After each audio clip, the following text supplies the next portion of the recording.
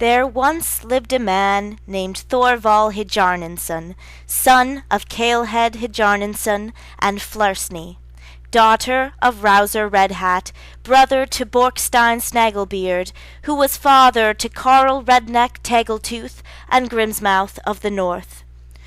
Flarsny fell ill and died, leaving father and son alone, two simple farmers in the poor kingdom led by King Njuli. Though the kingdom struggled through harsh winters and ceaseless Viking raids, they were able to occupy themselves with plenty of dances, festivals, and parties. Kifmen Alemouth ran a brewery in the kingdom, and his beer always lifted the spirits of Njuli's people in some small way. With the hope that he would have a better life, Alehand sent son Thorvall off to be fostered by Kifmen Alemouth. Soon after Thorvall was taken in, Alehand was killed in a Viking raid. Thorvall grew up to replace Kifmen as the king's brewer. His skills perfected with time, and eventually Thorvall's ale was better than any brewed in Iceland. King Njuli became known for hosting the best parties in his land, where the festivities were especially festive due to Thorvall's intoxicating brew. Thorvall became King Njuli's most trusted adviser. He was, after all, the reason for Njuli's newfound fame and the subsequent wealth of the kingdom. Though at one time King Njuli had two sons, Bjarnthum and Kajal, they had died, along with Njuli's wife, in a particularly brutal Viking raid. With no other family in his house, Njuli naturally treated Thorvall like his own son. When female Viking Redbraid Frekni tried to overtake Njuli's land, Njuli asked the best fighters to defend his kingdom. Thorvall had never been to battle, but he immediately volunteered his service to protecting his beloved king. Thorvall had been saving an especially strong beer recipe for a time just like this.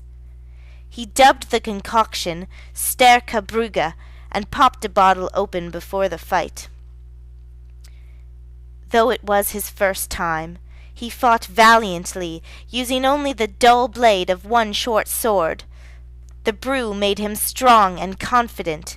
He took out Redbraid in one fast hit. The king praised Thorvall and began to send him on fighting missions.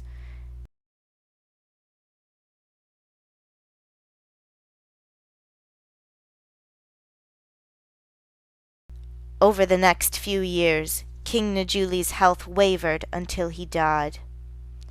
The kingdom agreed to make Thorvall the new king. As king, Thorvall became increasingly famous for his valiant nature, his humbleness, charisma, his fighting skills, and especially for his intoxicating brew. King Thorvall always fought with beer in hand, and used Sterka Brugga as his preferred elixir during battles. He became known as Thorvall Alehand. He rode the strongest and biggest horse, Storbak. He wedded Bjork Swanson, daughter of Elfjari Swanson. They had a beautiful daughter, Gernun.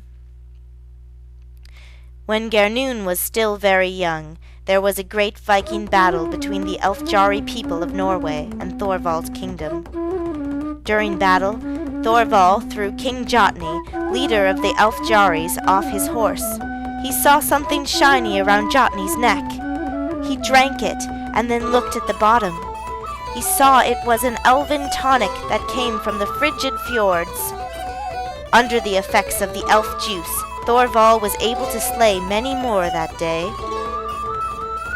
After winning the battle, Thorvall Alehand sailed to the frigid fjords to track down the elves and refresh his supply of their tincture.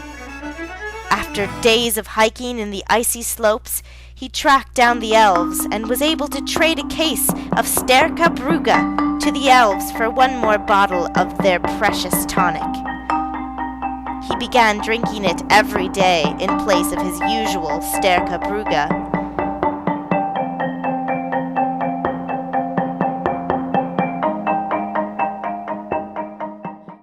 with the concentrated alcohol in his veins, he was now seen by the kingdom as scary and unpredictable. One day he would be sociable and lovable, the next violent, aggressive, and terrorizing to the kingdom. Thorvall believed the tonic was making him stronger as a fighter. He fought with a rage like his fellow warriors had never witnessed. Later that summer, Björk had to visit her father's property in the Highlands. She told her husband Thorvall to look after Gernun, who was almost 2 years old. When Björk was gone, Thorvall proceeded to take his daily dose of Elvin Tonic.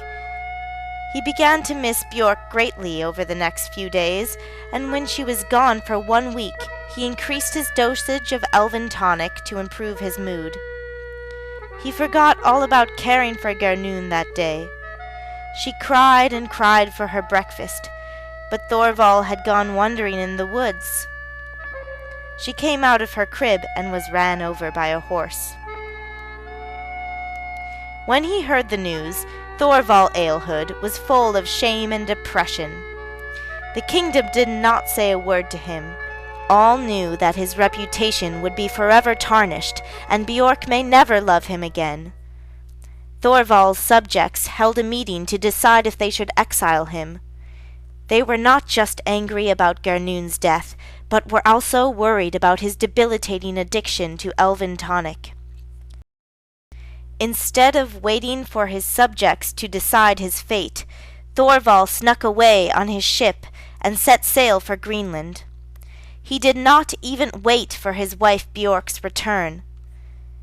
Thorvall had no Elvin Tonic with him and experienced severe withdrawal symptoms. For the first 3 days he could not eat, drink, or sleep. He grew mad with delusions.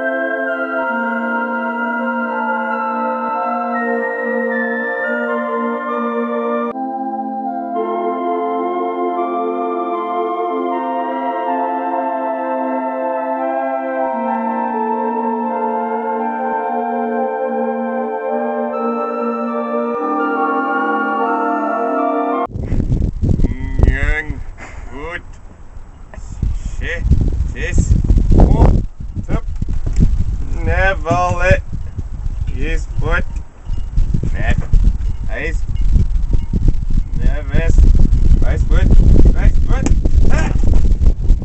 ah!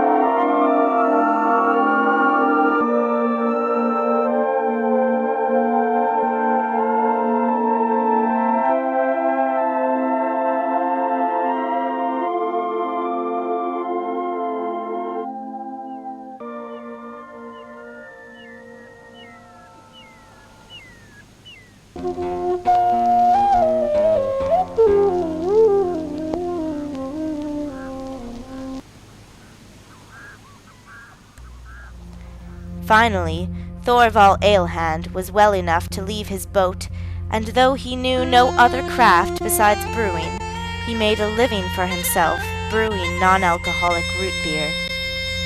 While gathering roots, he met a maiden in the woods, Hraffni Shellspear, daughter of Yrkana Shellspear. He fell for Hraffni instantly. They lived together for many years, making a moderate life for themselves in Yrkana's woods, brewing root tonics. They had 3 children, Mani, Draker, and Snorri Hjarnarsson. The lineage was a virtuous one, and the alcoholism and death of his daughter did not attach itself to the Hjarnarsson line. Here ends the saga of Thorvall Alehand.